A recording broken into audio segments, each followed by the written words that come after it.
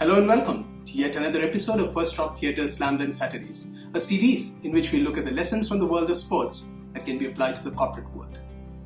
August 11th marks the 12th anniversary of Abhinav Bindra winning the Olympic gold, the only Indian so far to win an individual Olympic gold medal.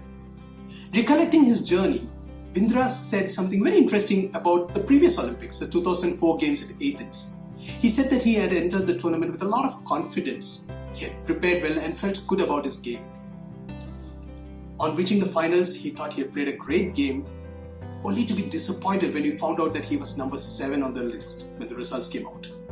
Later, he found out that in the lane that was allotted to him, one of the tiles under his foot was very shaky.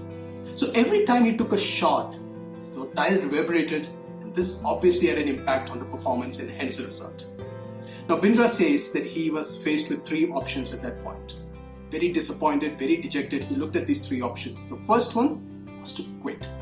The second was to blame the conditions, curse the situation, etc. And the third, which was ultimately the path he chose, was to be more adaptable to whatever be the conditions. In a quest for this, Bindra actually started practicing in what he calls were imperfect conditions. He actually practiced under very dim lights, under bright lights, painting the walls with funky colors, even installing a loose tile in the range back home, just so that he could be well prepared and he had the mindset to adapt. We all know the story at the 2008 Olympic Games, but let's fast forward a bit to 2016, the Rio Games. Here, just minutes before the event, Bindra found that his rifle sight through which he would focus on the target, and this was something he had very carefully designed for his rifle, just broke, just minutes before the event. But Bindra recollects that he was pretty calm and composed. He did not let it affect him. He just spoke to himself and said that he had to adapt to the situation.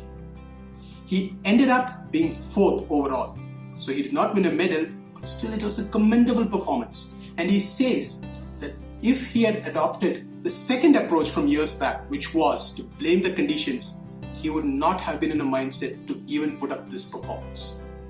The mindset of adaptability. Wouldn't it be wonderful if our organizations had this culture where people were encouraged to have this mindset, to be adaptable to whatever be the working conditions? In the workshop that we conduct for corporates using Theatre and Arts, we encourage the participants to explore this mindset.